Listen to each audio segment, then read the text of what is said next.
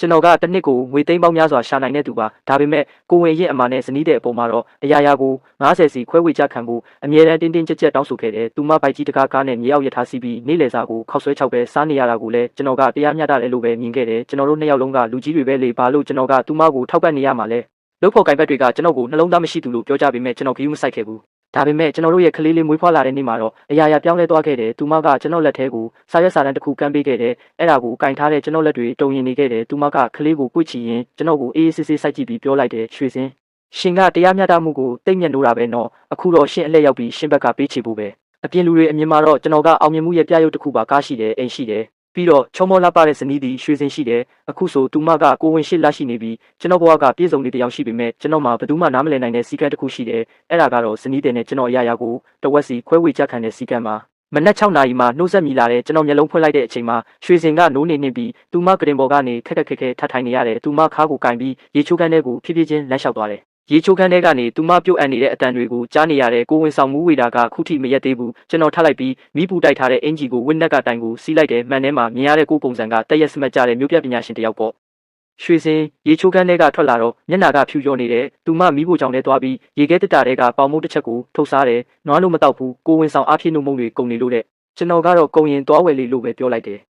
ကျွန်တော်တို့အိမ်ကနေအတူတူထွက်လာကြတယ်ကျွန်တော်ကကားကိုတောင်ထဲက BMW ကားစီကိုသွားပေမဲ့ရွှေစင်ကတော့ဘတ်စကားမတ်တိုင်စီကိုလမ်းလျှောက်သွားတယ်သူမကယုံသွားဖို့မြေအောက်ရထားကိုတနားရီခွဲကြာစီးရမှာပါရထားနှစ်ခါပြောင်းစီးရမယ်ရှစ်လသားကိုဝင်တဲ့အမျိုးသမီးတယောက်အတွက်ဒါဟာညှဉ်းပန်းနှိပ်စက်မှုပါပဲဒါပေမဲ့ဒါကကျွန်တော်တို့သဘောတူထားတဲ့အတိုင်းပဲလေကိုအလုပ်ကိုလုပ်ကိုပတ်စံကိုတုံးသွားလာစရိတ်ကလည်းကိုဘာသာကိုကြခံရမယ်တရားမျှတတယ်မလားအဲ့ဒါကျွန်တော်သူမကိုအမြဲပြောနေကြစကားလုံးပဲရုံရောက်တော့ကားပါကင်မှာလုတ်ဖို့ကင်ဖက်ဦးဝင်းနဲ့တွေ့တယ်ဟေးစော်ရဲ့တယောက်တည်းပဲလားမင်းစနီကောကိုဝင်ရှိလာကြီးနဲ့ကိုမင်းကမြေအောက်ရထားပဲစီးခိုင်းနေတော့လားလို့မေးတယ်ကျွန်တော်ကဥဝင်းရသူမမှာလက်ချေကောင်းမကတိရှိတာပဲဘာလို့သူမပါတာမသွားနိုင်ရမှာလဲလို့ပြန်ပြောတော့ဒါပေမဲ့သူမကတာမန်အခြေအနေမှမဟုတ်တာအဲ့ဒီဘိုက်ကြီးနဲ့ကအန်ရရှိတယ်လေတဲ့ကျွန်တော်ကတော့သူမကလူကြီးပဲသူမပါတာဆုံးဖြတ်နိုင်တာပဲကျွန်တော်တို့ကတန်းတူညီမျှတဲ့အဖော်လေးတယောက်ကတယောက်ကိုထောက်ပံ့နေရတဲ့သူတွေမဟုတ်ဘူးလို့ပြန်ပြောလိုက်တယ်ဥဝင်းကတော့ဘာမှပြန်မပြောတော့ပဲခေါင်းခါပြီးထွက်သွားပါတော့တယ်နေ့လယ်စာစားတော့ကျွန်တော်အောက်ထက်ကစားတောက်ဆိုင်မှာဟင်းလေးမျိုးနဲ့စပြုတ်တစ်ခွက်ပါတဲ့လုပ်ငန်းသုံးအစားအစာစုံကိုမှာလိုက်တယ်ပြီးတော့ဓာတ်ပုံရိုက်ပြီးလူမှုကွန်ရက်ပေါ်မှာစူးစမ်းနေတဲ့အလုပ်သမားကြီးအတွက်အာဟာရပြည့်စုံတဲ့နေ့လယ်စာစုပြီးတင်လိုက်တယ်ချက်ချင်းပဲရွှေစင်ရဲ့အကောင့်ကိုဝင်ကြည့်လိုက်တော့လွန်ခဲ့တဲ့3မိနစ်ကသူမတင်ထားတဲ့ဓာတ်ပုံကိုတွေ့ရတယ်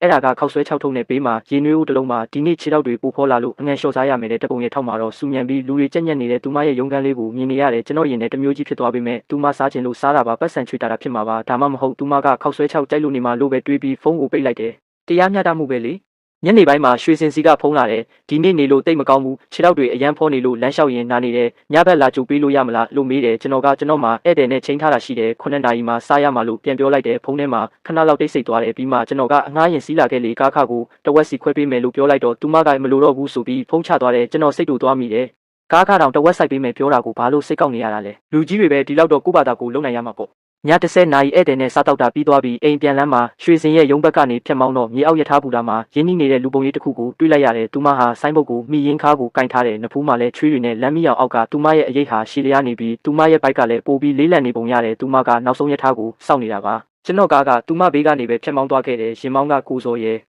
အဲ့ဒါဆရာစနီးမဟုတ်လားလို့မေးတော့ကျွန်တော်ကမင်းမျက်စိမားတာနေမှာပါလို့ပြောပြီးမျက်လုံးမိတ်လိုက်တယ်အိမ်ရောက်တော့7နာရီရှိနေပြီရွှေစင်ကဆိုဖာပေါ်မှာထိုင်ပြီးရေနွေးစလုံးနဲ့ခြေထောက်စိန်နေတယ်သူမမျက်နှာကအရန်နာကျင်နေတဲ့ပုံစံမျိုးပဲကျွန်တော်ကမြင်တော့သူမကမောတော်မကြည့်ဘူးကျွန်တော်ကသူမရဲ့ခြေချင်းဝတ်တွေပေါမှုလုံးတွေလိုဖောနေတာကိုမြင်တော့ဘာလို့ဒီလောက်တောင်ဖြစ်သွားတာလဲလို့မေးမိတယ်သူမကဆရာဝန်ကတော့ကိုဝင်နောက်ဆုံးပတ်တွေမှာဒါကတဘာဝပဲလေလို့ပြန်ဖြေတယ်ဘာလို့အငှားရင်မစည်းတာလဲလို့ကျွန်တော်ထပ်ပြီးတော့နောက်ဆုံးရထားနဲ့လွဲသွားလို့ဖုန်းကလည်းအားကုန်သွားတယ်တဲ့ကျွန်တော်ကစိတ်ပူတယ်လို့နဲ့ဘာလို့ကျွန်တော်စီဖုန်းမဆက်တာလဲကျွန်တော်ဘယ်လောက်စိတ်ပူနေတယ်ဆိုတာတိလားလို့ပြောလိုက်မိတယ်ကျွန်တော်ကိုယ်တိုင်တောင်ဒီစကလုံးတွေထွက်လာလို့အံ့ဩသွားတယ်မင်းစစ်ဖို့ရန်နီးပြီမလားတစ်ဖက်ခါကျွန်တော်လိုက်ခဲ့ပေးမယ်လို့ကျွန်တော်ပြောလိုက်တော့ရွှေစင်ကရှင်ပဲပြောခဲ့တာလေရှင်ရဲ့အလုပ်နာတဲ့အချိန်အတွက်ကျမစီကပတ်စံတောင်းမယ်ဆိုလို့ပြန်ပြောတယ်ကျွန်တော်ကအဲ့ဒါကစိတ်တူတူနဲ့ပြောမိတာပါအတီမဟုတ်ပါဘူးဒီတခါတော့ပတ်စံမတောင်းတော့ပါဘူးလို့ပြောတဲ့အခါသူမကဘာလို့လဲဇော်ရဲရှင်မှာတရားမျှတမှုဆိုတဲ့စီကံရှိတာပဲအရာရာကိုရှင်းရှင်းလင်းလင်းပဲထားကြဆိုကျမရှင်ပေါ်မှာအမျက်မထုတ်ချင်ပါဘူးလို့ပြောပြီးသူမရဲ့အိတ်ထဲကမှတ်စုစာအုပ်လေးကိုထုတ်လိုက်တယ်အဲ့ဒီထဲမှာတပတ်ခါစစ်စစ်ရန်ဇော်ရဲလိုက်ပါမည်အလုံနာချိန်4နာရီအတွက်တနာရီကို610နှုန်းဖြင့်စုစုပေါင်း2440ပေးရန်ရှိသည်လို့တိတိကျကျရေးလိုက်တယ်ကျွန်တော်အဲ့ဒီမဆုစာအုပ်ကိုကြည့်ပြီးတွေးတွေခေါင်းပေါ်စောင့်တက်လာခဲ့တယ်အဲ့ဒီထဲမှာအဆအရာရာသုံးစေးတွေကိုမှတ်တမ်းတင်ထားတာပါတဝက်စီခွဲဝေတာကကျွန်တော်ရဲ့အကြံဉာဏ်ပဲလေကျွန်တော်သူမကိုမထောက်ပံ့ဘူးသူမကလည်းကျွန်တော်အပေါ်မိခိုဖို့မလိုဘူးသူမကပြုံးပြီးလက်ခံခဲ့တော့ကကျွန်တော်တို့ဟာခင်မိတဲ့လင်မယားတွေလို့ထင်ခဲ့တာဒါပေမဲ့အခုဒီအေးဆက်ဆက်မှတ်တမ်းကိုမြင်ရတဲ့အခါကျွန်တော်မျက်နှာကိုအဖြတ်ခံလိုက်ရတယ်လို့ခံစားလိုက်ရတယ်ဒါကဘာလဲ